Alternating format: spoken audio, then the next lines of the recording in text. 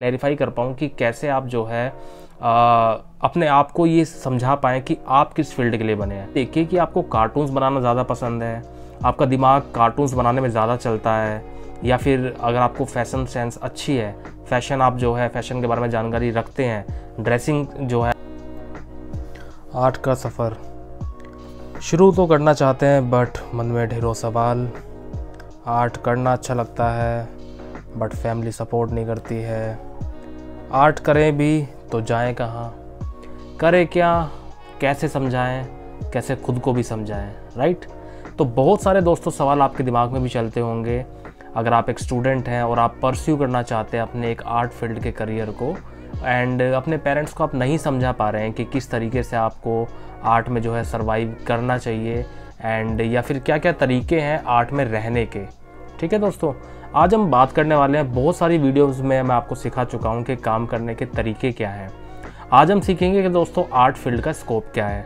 तो सबसे पहली चीज़ जो मैं आप लोगों को बताना चाहता हूं दोस्तों, जब भी आप आर्ट फील्ड के बारे में बात करेंगे और अपने पेरेंट्स से, अपने दोस्तों से, अपने किसी भी रिलेटिव से अगर आप बात करेंगे, तो आपको सबसे पहली जो जानकारी मैं बता दूँ कि अगर आप एक स्टूडेंट हैं, आप 10th क्लास में, आप 11th क्लास में हैं और आप सोच रहे हैं कि यार आफ्टर 12th जो है मैं ग्रेजुएशन अगर करना चाहता हूँ आर्ट फील्ड में, तो क्या करूँ। तो सबसे पहली जो चीज़ दोस्तों वो ये है कि आफ्टर 12th आप जो है BFA के लिए जो है अप्लाई कर सकते हैं। अब ये BFA क्या है?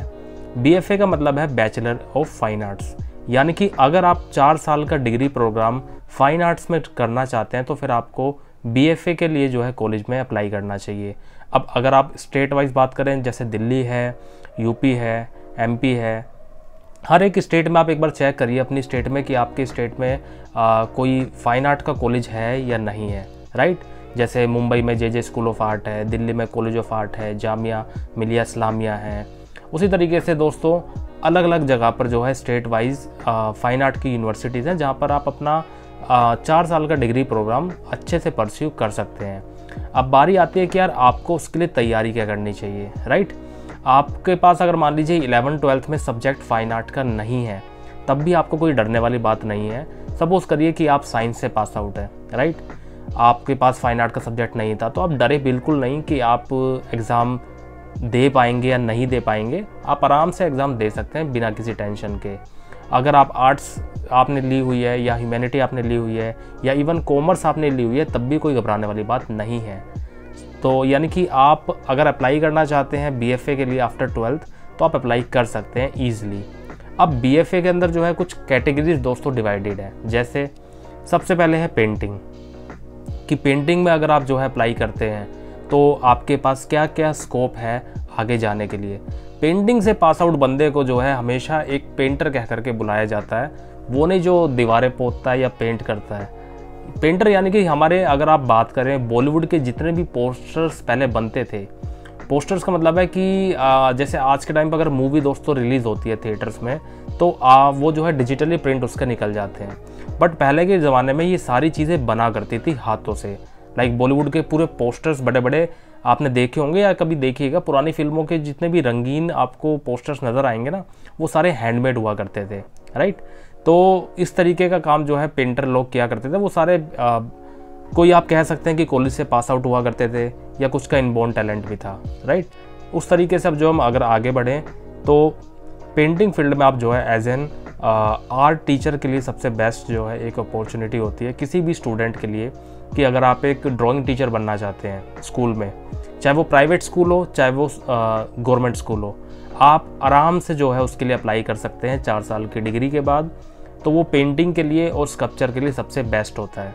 वैसे तो आपके पास अगर BFA की डिग्री इन चारों में से किसी भी फील्ड की है, like painting, sculpture, visual communication and applied art, चारों में से किसी भी फील्ड में अगर आप पास आउट हैं, आपके पास BFA की डिग्री है, तो आप आराम से गवर्नमेंट सेक्टर में एज एन गवर्नमेंट टीचर के लिए अप्लाई कर सकते हैं।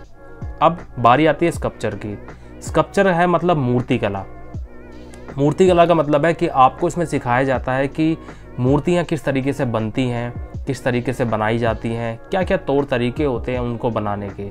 जैसे आज के टाइम पे इंस्टॉलेशन शब्द भी जो है बहुत ज़्यादा चलन में है, कि इंस्टॉलेशन का मतलब है कि आप इंस्टॉल करते हैं चीज़ों को, बहुत सारी चीज़ों को। लाइक आप सपोज करिए कि मैंने आपको बहुत सारे ऐसे पार्ट्स दे दिए हैं जो कि बेकार हैं, बाइक के हो गए या आपके घर में कुछ ऐसे सामान हो गए, उसमें लोहा भी शामिल है, प्लास्टिक शामिल है, सब कुछ शामिल है। आपने उनको जोड़ करके कुछ बना दिया जो कि देखने में एक मूर्ति जैसा ही लगता है, तो उसको हम इंस्टॉलेशन कहते हैं, राइट।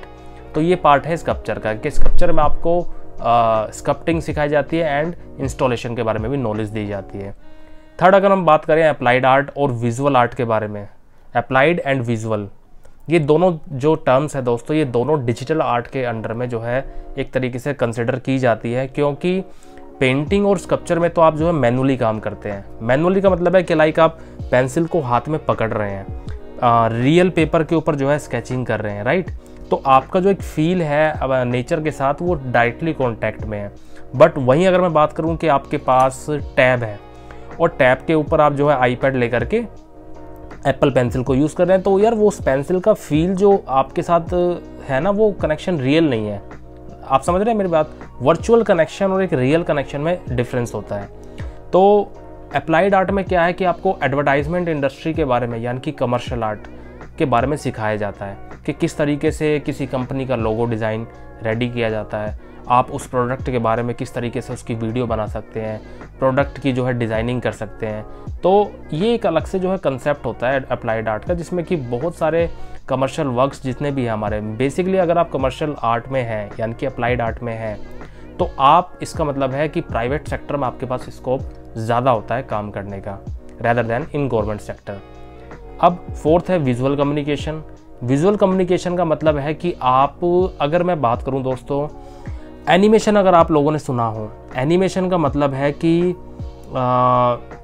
जैसा आप लोगों ने कार्टून्स देखे हैं, डोरेमोन का कार्टून है, भीम का कार्टून है, हनुमान के ऊपर मूवीज़ भी दोस्तों जो है आई थी, आपको शायद याद हो, लॉर्ड हनुमान के ऊपर। तो उसी तरीके से इंडिया में आजकल जो है ना मूवीज़ का भी, कार्टून मूवीज़ का भी चलन हो गया है। अब उसमें कैटेगरीज होती हैं, एक 2D और एक 3D। अब एनिमेशन का एक छोटा सा पार्ट अगर मैं कहूँ वो विजुअल कम्युनिकेशन है। वो कुछ इस तरीके से कि विजुअल कम्युनिकेशन के थ्रू इसके एंट्रेंस टेस्ट में जो आपसे पूछा जाता है वो स्टोरी बोर्ड है। स्टोरी बोर्ड का मतलब है कि क्या आपका दिमाग किसी इंस्टेंट टॉपिक के ऊपर तुरंत सोच करके कोई स्टोरी बना सकता है या नहीं। सपोज करिए कि आपको एक स्टोरी बोर्ड पे एक कंसेप्ट दिया गया कि आपको ये दिखाना है एक पेज में, जिसमें कि आपको 6 विंडोज़ डिवाइड करनी है, 6 पार्ट्स में अपने पेज को डिवाइड करना है, एंड आपको एक कुकिंग जो है टाइम अपना दिखाना अपनी मम्मा का, या आपके घर में जो भी जो है खाना बनाता है, तो आपको अपनी मम्मा का खाना बनाने का procedure from starting to ending उस 6 पार्ट में एज ए कॉमिक बुक की तरह डिपिक्ट करना है। अगर आप लोगों ने दोस्तों कॉमिक बुक्स पढ़ी हो या देखी हो, आपने देखा होगा कि उसमें पिक्चर के साथ साथ डायलॉग्स भी जो है लिखे होते हैं, राइट।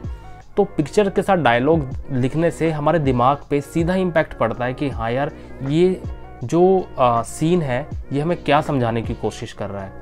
तो ये जो कंसेप्ट है दोस्तों, ये आपका विजुअल कम्युनिकेशन में काम आता है। अब जैसे अगर मैं आपसे बात करूं कि जैसे आजकल मीम्स भी चलते हैं, मीम्स एक बेस्ट एग्जांपल है विजुअल कम्युनिकेशन का, क्योंकि उसमें आपके पास एक फ़ोटो भी होती है और बाकायदा वर्डिंग्स भी लिखी होती हैं। तो आपका सीधा जो है ना इम्पैक्ट, अगर वो हंसने वाला है तो हंसने की तरीके से दोस्तों जाता है, राइट। और जिस भी टॉपिक के ऊपर वो जो है बनाया गया है उसको आप डायरेक्टली समझ पाते हैं, जल्दी समझ पाते हैं। अगर मान लीजिए कि आपको कैंपेनिंग करनी हो, लाइक मार्चिंग निकालनी हो, तो इन सब चीज़ों में भी विजुअल आर्टिस्ट का काफ़ी ज़्यादा काम होता है कि आप किस तरीके से जो है इंस्टेंट सोच पाते हैं और उस पर्टिकुलर टॉपिक के ऊपर कोई डायलॉग अच्छा सा लिख करके लोगों तक वो बात पहुंचा पाते हैं, राइट। तो विजुअल कम्युनिकेशन की जो है ये बात होती है। अब आई होप दोस्तों आपको painting, sculpture, applied art and visual communication के बारे में ज़रूर कुछ ना कुछ अभी नॉलेज मिली होगी।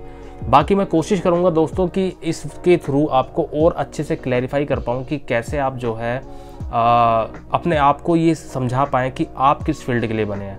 तो ये चीज़ दोस्तों देखिए, अभी हम अगर इस बारे में बात करें तो आप ना सबसे पहली चीज़ ये देखिए कि आपको कार्टून्स बनाना ज़्यादा पसंद है, आपका दिमाग कार्टून्स बनाने में ज़्यादा चलता है, या फिर अगर आपको फैशन सेंस अच्छी है, फैशन आप जो है फैशन के बारे में जानकारी रखते हैं, ड्रेसिंग जो है आप अच्छे से कर लेते हैं, तो आप जो है फैशन इंडस्ट्री की तरफ जाइए।